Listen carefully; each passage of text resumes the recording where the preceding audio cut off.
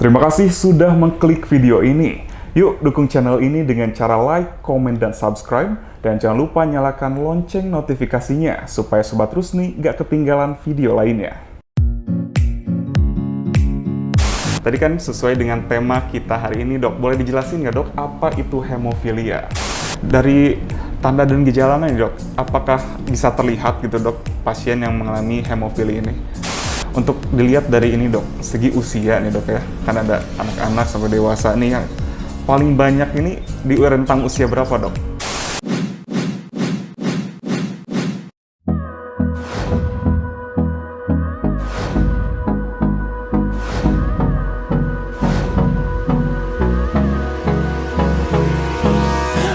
Halo Sobat Rusni, Sobat Rumah Sakit Pelni, apa kabar? Berjumpa kembali dalam acara Ngopi Ngoro Pagi bareng dokter spesialis Rumah Sakit Pelni bersama saya Ridwan Syah Maulana Azhar. Tahukah Sobat Rusni, setiap tanggal 17 April diperingati sebagai Hari Hemofilia Sedunia. Maka dari itu, untuk memperingatinya, di acara Ngopi kali ini kita akan membahas mengenai hemofilia pada anak-anak. Dan untuk membahasnya, sudah hadir bersama kita narasumber dokter spesialis anak dari Rumah Sakit Pelni. Sudah hadir Dr. Made Satria Murti, spesialis anak. Halo, selamat pagi, Dok. Apa kabar, Dok? Selamat pagi, Mas Ridwan. Selamat pagi, Sobat Rusni. Ya. Oke, dokter. Baik ya, Dok. Luar biasa. Terima kasih sudah hadir, Dok. Nah, sesuai dengan tema kita kali ini, Dok. Boleh dijelasin nggak, Dok, ke Sobat Rusni, apa itu hemofilia? Baik. Hemofilia itu adalah penyakit kelainan darah di mana terjadi gangguan pembekuan darah. Jadi artinya pasien-pasien atau orang-orang yang menderita sakit hemofili akan mengalami perdarahan lebih panjang dari orang normal. Jadi seandainya dia mengalami luka, dia akan lebih lama untuk menutupnya. Nah, tidak seperti orang yang normal yang memiliki faktor pembekuan darah yang normal. Seperti itu. Oke. Nah, dari tanda dan gejalanya nih, Dok, apakah bisa terlihat gitu, Dok, pasien yang mengalami hemofili ini? Ya. Gejala orang-orang yang menderita hemofili sangat ditentukan dengan derajat hemofilinya sendiri. Karena hemofili itu kan adalah, tadi saya sebutkan, penyakit kelainan darah di mana darah lebih sulit membeku karena adanya kekurangan faktor pembekuan darah. Jumlah faktor pembekuan darah itu yang akan menentukan seberapa parah gejalanya.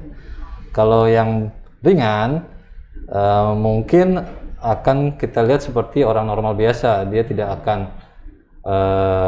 dia hanya akan mengalami gejala ketika misalnya pada saat operasi besar atau yang tiba-tiba diketahui ternyata dia menderita hemofili, yang kita lihat berdasarkan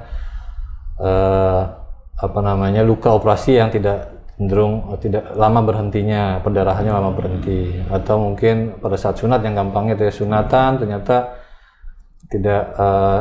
tidak berhenti darahnya, seperti itu. Kalau yang sedang, biasanya gejalanya bisa muncul tiap 1 sampai 2 kali seminggu, terutama ketika dia melakukan aktivitas-aktivitas yang high impact lah istilahnya ya. Jadi mungkin dia ada benturan-benturan, nggak sengaja kesenggol, dia ada memar-memar seperti itu. Kalau yang berat bisa tiap hari dia muncul, bahkan berjalan pun dia bisa mengalami gejalanya itu seperti apa sih? Yang paling umum adalah memar-memar, ya, memar-memar di terutama di persendian, seringkali di anggota gerak bawah, artinya di kaki, paha, seperti itu, di mana daerah situ kan emang lumayan seringkali digunakan untuk bergerak dan sering terkena benturan-benturan tidak sengaja, istilahnya seperti itu kurang lebih. Oh, berarti ada 3 jenis ya, Dok, ya? Ya, ringan, sedang, berat. Betul. Cuman tanda gejala yang mudah dikenalinya ketika ada terjadinya pendarahan gitu ya, Dok, ya? Jadi pendarahan yang lebih lama berhenti. Untuk berhentinya, ya, gitu. Oke, nah untuk dilihat dari ini, Dok, segi usia nih, Dok, ya? Kan ada anak-anak sampai dewasa nih yang paling banyak ini di rentang usia berapa, Dok? Di anak-anak kah atau dewasa kah, Dok? Oke.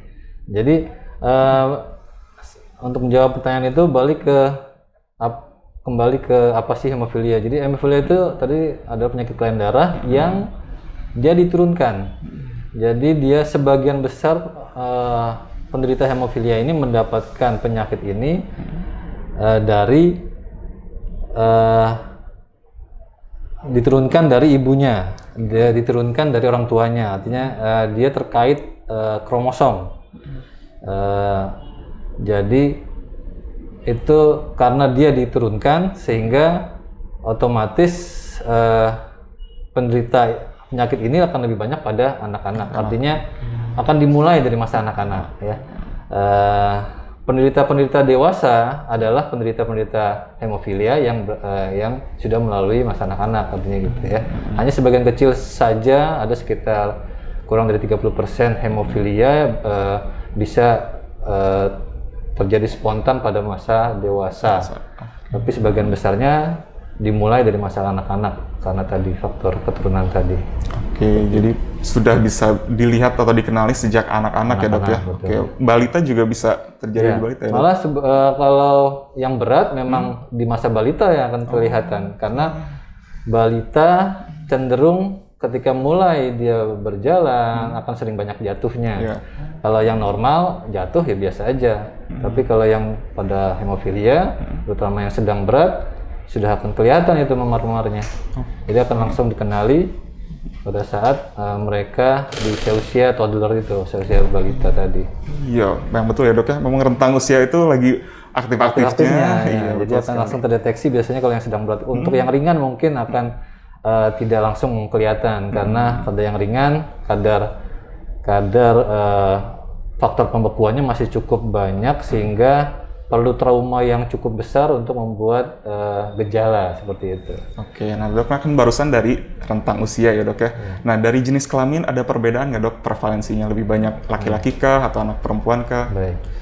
Jadi kalau zaman dulu kita mengenal hemofilia itu hanya kena pada laki-laki, gitu ya. Kenapa begitu? Ya tadi terkait dengan cara dia diturunkannya karena terkait kromosom X. Jadi karena dia faktornya resesif, jadi ketika kalau misalnya dia ibunya menderita sebagai karier dari hemofili, maka ketika dia memiliki anak laki-laki, 50% dari anak laki-lakinya akan kemungkinan dengan hemofili karena dia kan X dan Y. X-nya dapat dari ibu, Y-nya dapat dari ayah.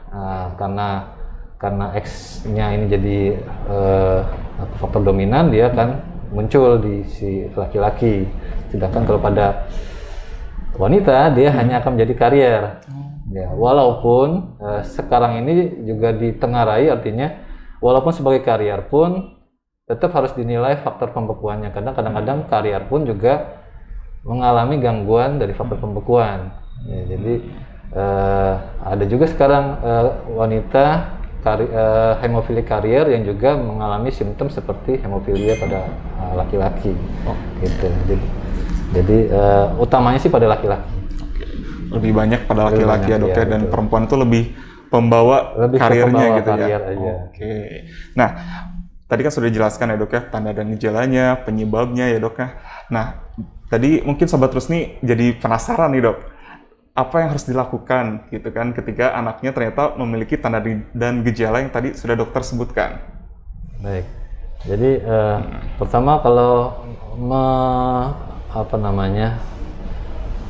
melihat ada tanda atau gejala yang seperti saya sebutkan tadi pada anak ibu atau bapak di rumah, yang bisa dikerjakan adalah pertama ya mengkonfirmasi itu diperiksakan ke dokter ya, kita menilai.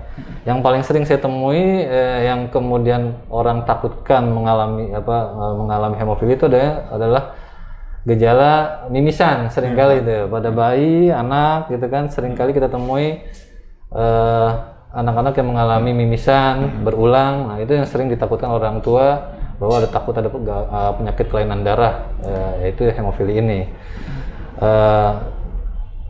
Jadi untuk mengkonfirmasinya memang harus dilihat, harus dinilai oleh dokter. Walaupun memang sebenarnya kalau hemofili sendiri gejalanya tuh gejala perdarahannya lebih ke organ dalam. Jadi tadi saya memar, gitu, tidak jarang sekali sampai mengalami yang perdarahan keluar reminisan tadi. Walaupun memang mimisan bisa saja menjadi tanda atau gejala dari hemofili.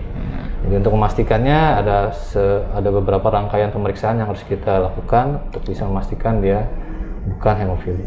Oke, ada proses pengobatannya nggak sih dok dari hemofili ini? Ya, jadi untuk hemofili sekarang ini sebenarnya ada ya. Artinya ini pengobatan terapi hemofili ini akan menentukan prognosis jangka panjang seorang penderita, karena emang sangat tergantung dari bagaimana dia diterapi, bagaimana dia dikelola. Kalau yang mendapat pengobatan pencegahan baik, dia akan hidup dengan baik. Tapi kalau tidak mendapat terapi baik, kualitas hidupnya akan sangat menurun sekali. Jadi memang ada terapinya. Terapinya itu adalah suplementasi. Bentuknya adalah memberikan faktor yang kekurangan tadi, faktor pembukaan darah yang kekurangan tadi. Jadi namanya faktor konsentrat. Tergantung dari faktor pembukuan mana yang hilang, yang kurang. Biasanya kan kalau hemofilia itu ada yang A, ada yang B, ya. Kalau A itu karena faktor 8, kalau yang B itu karena faktor 9. Jadi yang diberikan kalau yang kurang faktor 8 yang diberikan konsentrat faktor 8. Kalau yang kurang faktor 9 diberikan konsentrat faktor 9. Jadi itu terapinya, terutama pada yang sedang dan berat, ya, untuk mencegah terjadinya perdarahan spontan, terutama perdarahan sendi, karena ketika dia mengalami perdarahan sendi, sendinya akan rusak, dia akan berkembang menjadi artritis radang sendi. Ya, kedepannya aktivitas akan sangat terganggu kalau sering mengalami perdarahan sendi seperti tadi. Jadi pemberian faktor konsentrat tadi tujuannya adalah untuk menjaga kualitas hidupnya terbaik. Selain juga kalau misalnya diperlukan tindakan-tindakan operasi supaya tidak terjadi perdarahan yang hebat, memanjang, biasanya dilindungi dulu dengan faktor-faktor tadi, seperti itu. Jadi pengobatannya tergantung jenis hemofilianya ya dok? Betul. Nah, apabila nih dok, misalnya Sobat Rusni belum mengenal nih hemofilianya itu apa gitu, udah kan dok, terus tanda dan gejalanya seperti apa. Nah, apabila penanganannya tidak dilakukan dengan cepat, komplikasi apa saja sih dok yang bisa muncul gitu? Yang paling sering adalah ketika melakukan tindakan misalnya seperti tadi sunatan itu, tapi dia tidak tahu bahwa dia sebenarnya hemofilia. Bisa terlambat artinya mengalami perdarahan tidak kunjung berhenti, akhirnya kekurangan darah, bisa jadi shock karena perdarahan. Itu kalau yang tidak mengetahui. Kalau yang sudah mengetahui tapi kemudian tidak proper tidak mendapat terapi yang adekuat, yang akan sering terjadi adalah mengalami perdarahan terutama sendi tadi, sehingga sendinya akan rusak, sehingga dia akan kesulitan beraktivitas karena sering mengalami kejadian seperti itu. Nah, baik dok. Nah, tadi kan sudah disebutkan ya dok bahwa hemofilia ini merupakan penyakit genetik atau turunan. Mungkin Sobat Rusni di rumah nih dok, ada yang baru nikah atau sedang melakukan program kehamilan. Nah, tadi sudah disebutkan jadi sadar nih dok, ternyata punya riwayat atau keturunan hemofilia nih dok. Nah, ada pencegahannya nggak sih dok sebetulnya? Oke, jadi kalau untuk mencegah setelah mengalami kehamilan, sayangnya tidak ada ya. Seharusnya ketika seseorang penderita hemofilia, dia menikah, untuk memiliki anak itu harus dengan pertimbangan seksama sekali.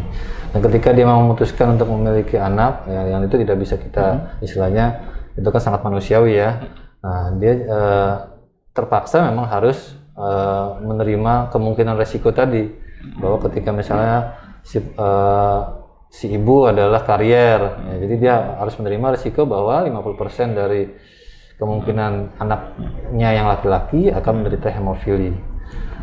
Seperti itu, dan itu tidak bisa dicegah, sayangnya tidak bisa dicegah. Cegahnya hanya dia tidak menikah, tapi itu tidak manusiawi juga, kan? Seperti itu. Oke, jadi tidak bisa dicegah, tapi adapun pengobatannya hanya untuk memberikan faktor pencegahan itu ya dok? Betul. Nanti ketika memang ternyata anak yang dilahirkannya mengalami hemofilia, berarti dia akan menjalani atau protokol ya sesuai dengan tata laksana hemofilia seperti tadi. Itu pengobatannya seumur hidup, Dok?